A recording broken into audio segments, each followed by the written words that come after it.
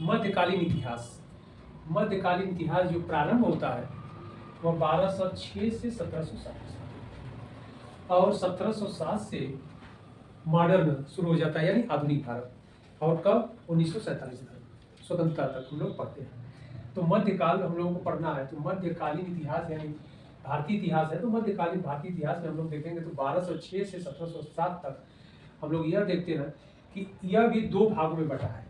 और एक है जिसे कहते हैं दिल्ली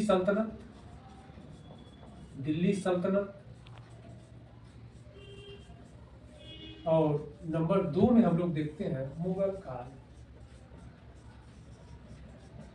तब ये मिलाकर के 1707। क्यों? क्योंकि जो दिल्ली सल्तनत हम लोग पढ़ते हैं तो 1206 से लेकर के 1526 तक लास्ट होता है, 1526 तक। अब इसमें हम लोग देखते हैं कि कितने राजवंशों ने शासन किया। तो फर्स्ट गुलाम वंश, जिसे स्लेव डायनेस्टी के नाम से भी जाना जाता है। गुलाम को इंग्लिश में स्लेव कहते हैं, तो स्लेव डायनेस्टी अथवा गुलाम वंश अथवा दास वंश भी इसी को कहते हैं, अथवा मामलूक वंश भी कहते हैं, पर्यायवाची शब्द है। तो यह 1206 से 1290 ईस्वी तक था।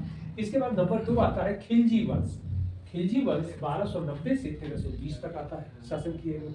इसके बाद तीसरे नंबर पर आता है तुगलक वंश। तुगलक वंश 1320 से 1414 तक। और इसके बाद फोर्थ जो चौथा वंश है यानी डायनेस्टी है, राज्य, सैयद वंश के नाम से जाना जाता है। सैयद वंश 1414 से 1451 ईस्वी तक इन्होंने